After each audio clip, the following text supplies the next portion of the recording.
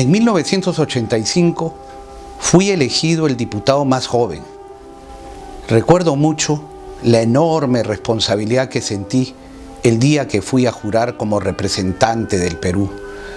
Tenía que tomar decisiones trascendentes para la vida de millones de peruanos. Y era todo un honor y toda una responsabilidad. Como estaba previsto, la impunidad triunfaba. Pero yo no me rendía. Y a los pocos días fue la primera prueba de fuego para el gobierno de Alan García.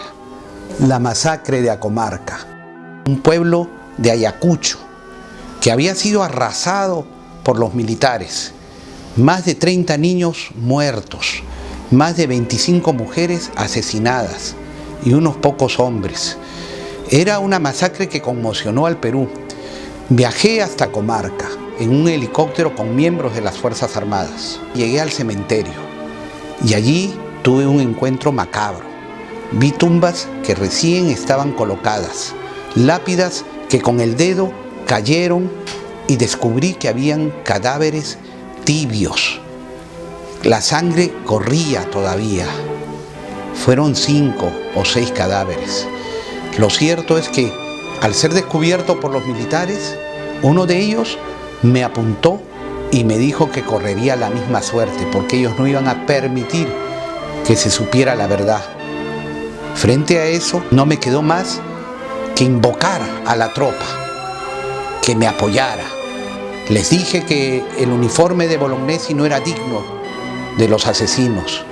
Y fue así como la tropa no solamente bajó sus fusiles que me apuntaban, para luego dirigirlos a quien era el jefe. La verdad se abrió paso. Apareció un subteniente Hurtado como el jefe del operativo. Al final cayeron los miembros del comando conjunto, pero ciertamente quien dio las órdenes nunca recibió la sanción que merecía. Ya se creaba el comando Rodrigo Franco, que era un comando paramilitar que eliminaba a los opositores de García. Y llevó ese nombre porque justamente Rodrigo Franco era un aprista honesto, ejemplar, y que se anunciaba que iba a hacer revelaciones sobre la corrupción. Y de pronto asesinado. Y de pronto así se empezaron a suceder una serie de crímenes que tenían realmente muy asustada y con inseguridad total a la población. El año 87, en medio de todo este clima de terror, se decreta por parte de la dirigencia de la policía un paro. En esa oportunidad, nuevamente, estuve al lado de la familia policial.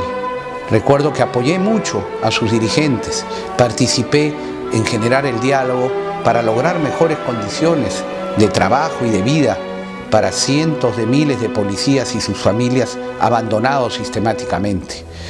Inclusive dormí en la 42 Comandancia, una noche en que se pensaba que podía suceder lo peor. Seguimos avanzando en el tiempo y llegamos a una serie de situaciones como que me robaron el maletín allí en el propio hemiciclo y se descubrió que yo ya estaba investigando a Alan García por su desbalance patrimonial. Yo no me rendí y en esos largos meses y hasta años que me tenían suspendido trabajé más que nunca con los estudiantes universitarios. Recuerdo que se realizaban detenciones masivas por miles. Ingresaron a la Universidad de Ingeniería, a San Marcos, a la Cantuta, y todo estudiante de esas universidades era sospechoso, pues esa era la visión del APRA. Trabajé mucho también con los gremios. Recuerdo las huelgas que para reclamar mejores condiciones los maestros del Perú realizaron año tras año. Y recuerdo que allí aprendí de esas jornadas de lucha aquel dicho, aquella proclama del magisterio: maestro, de tu libro de lucha he aprendido que no traicionar es un mandamiento. Fue una época realmente de lucha muy apasionante, muy cercana.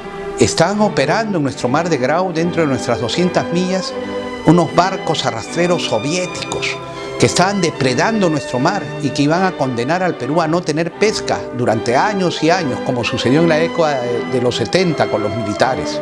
demostré que efectivamente eran unos contratos entreguistas. Finalmente logré que retrocedieran y que se anularan esos contratos. Así llegamos al año 88 y fue el primer paquetazo que sufrió nuestro pueblo peruano. Septiembre del 88, septiembre negro. Ese septiembre abrías los caños de agua y salía desagüe. Habían atentados terroristas todos los días. Y recuerdo que el ministro de Economía, Abel Salinas, dio el primer paquetazo. El precio de los medicamentos de primera necesidad había subido más de 1000% y los sueldos, por supuesto, congelados. Y presenté un amparo y logré que me lo declararan fundado el juez Vladimir Paz de la Barra. Ahí la defensa de la economía popular era un imperativo inmediato, era una urgencia nacional y estábamos ahí defendiendo al pueblo, a la canasta básica, a los medicamentos y pidiendo en todo momento las rectificaciones que eran urgentes y necesarias.